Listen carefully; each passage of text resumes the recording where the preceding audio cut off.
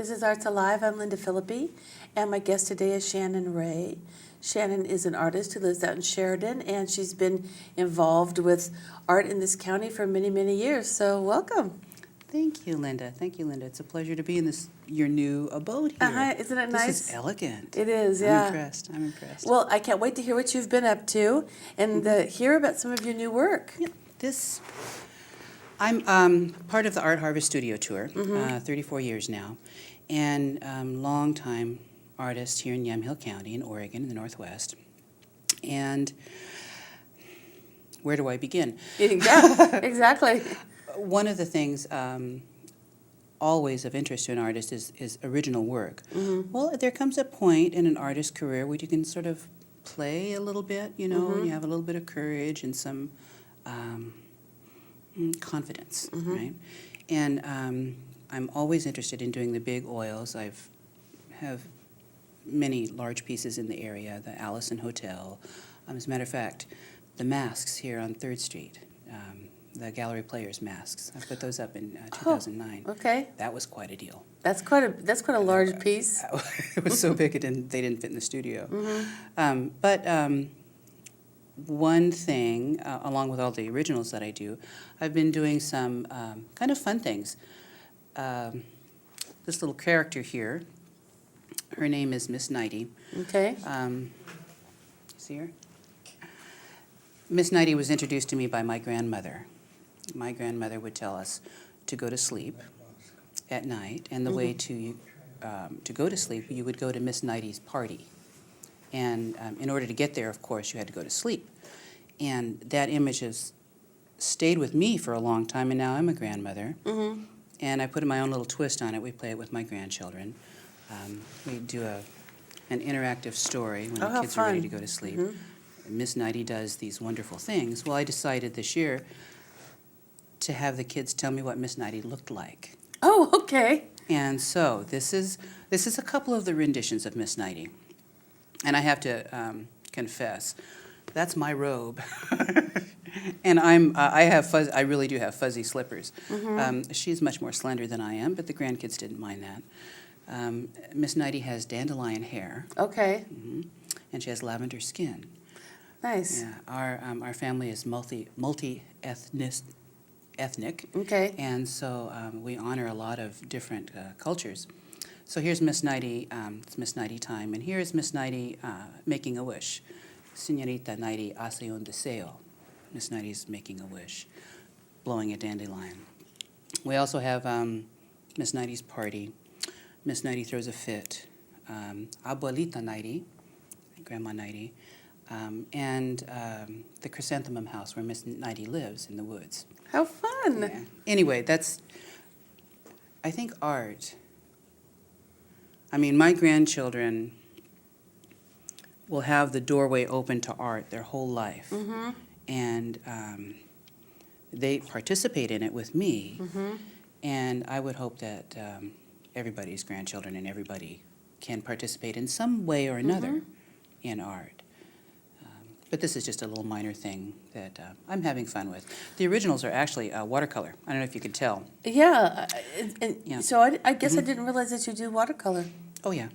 Okay. Paint. Paint is paint. Paint is paint. Okay. And modern technology, from watercolor or oil originals. This necklace is actually one of my paintings, too. That's pretty. Thank you. This is a sublimation print process, Okay.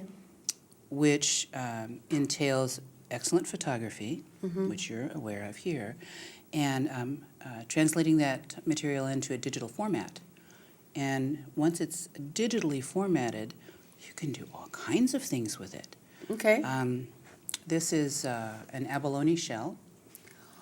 Oh. It's printed directly on the abalone shell. Here, the image is very true to color on, it's a plastic, very thick plastic board. Yeah, I was wondering what is that? Okay. And then, so the image prints on it, okay? It's actually, the ink is applied to the surface in a solid manner. The ink goes through a specially prepared surface through a polymer coating as a gas under heat and pressure. It's actually printed backwards, goes through the polymer coating backwards and then reforms underneath. It's really amazing. It's kind of like the miracle of electricity, you know.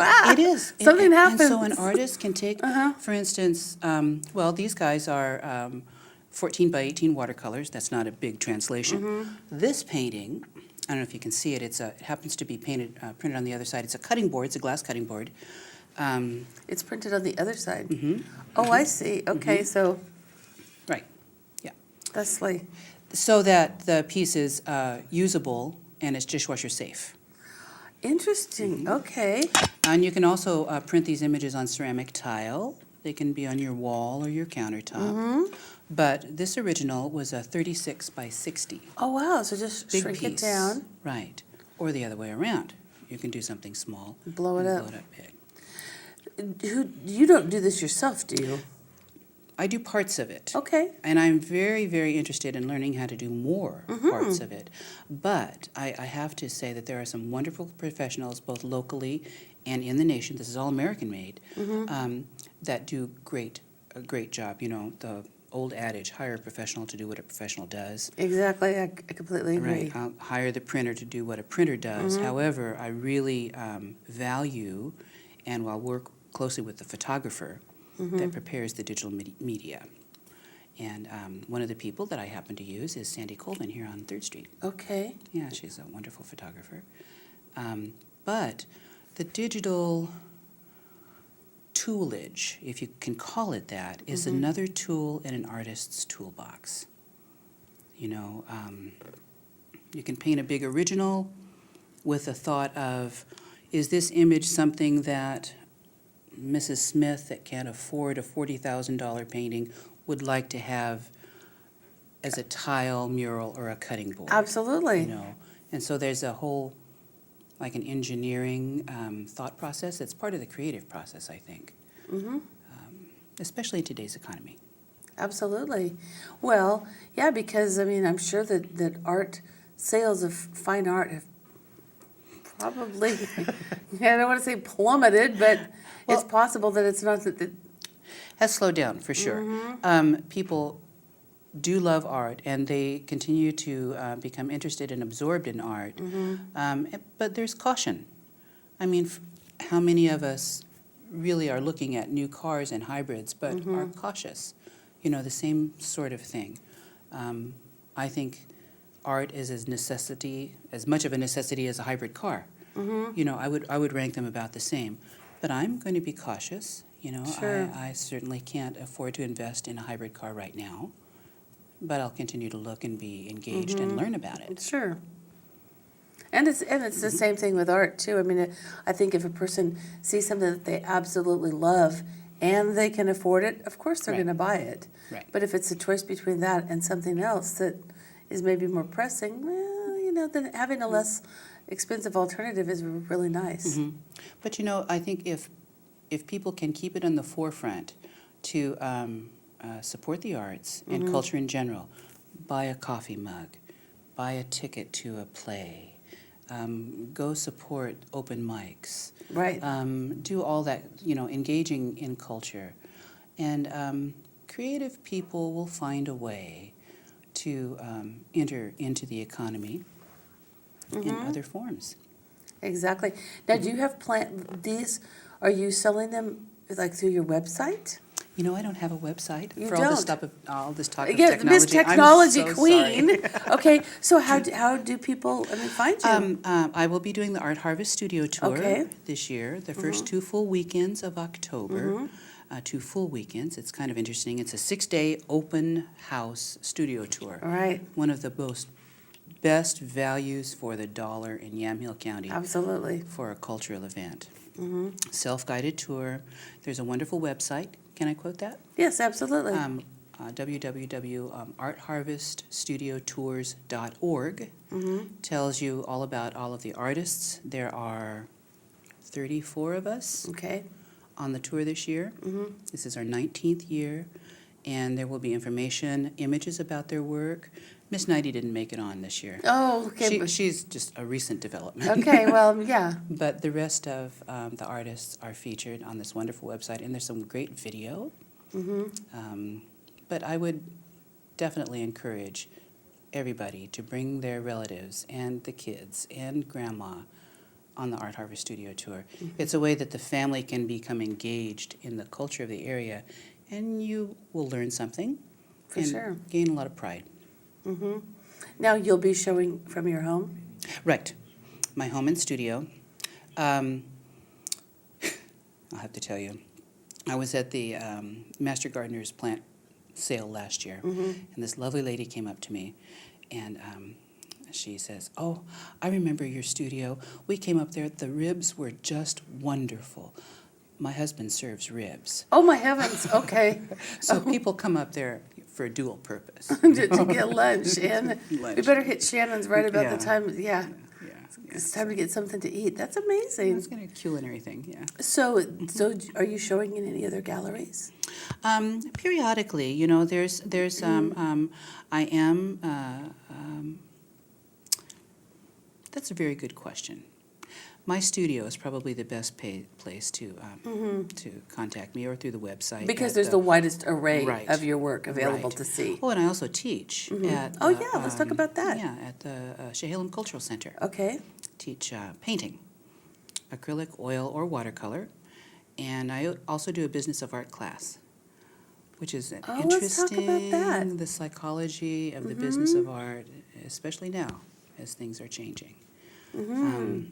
This class is a little bit narrower focus, an artist that possibly is interested in the reality of the art market, kind of judging where they are and deciding whether they're ready to take the plunge, which is a very interesting topic, again, now in this economy.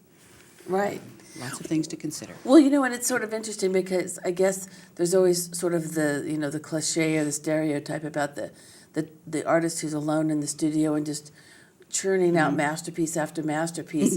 but you want to say, and then what? Because Right. unless your spouse is going to be, a huge promoter and marketer of your work, Right. or somebody, I don't know, Simon Cowell or whatever his name is, some famous person stumbles across and says, "You've got talent." I mean, it's very likely that you're going to just toil in obscurity. Right.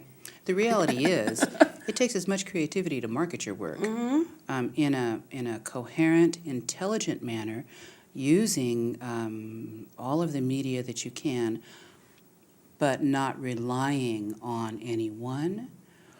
Always relying on your own development as an artist.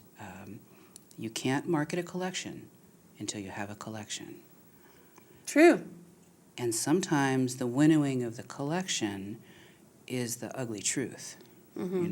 Is this stuff that I make good enough? And that's something that a forum of your peers can help you gain the confidence that, yes, it is good. Why are you doubting yourself? Or here's some areas that maybe, with a kind import that you can hear. This is something you need to take care of. This is something that you need to learn about. You need to handle better. And so that's the kind of forum that we talk about in the business of art. It's not so much how to make $1 million. Of course. It's how to take the next step in an art career.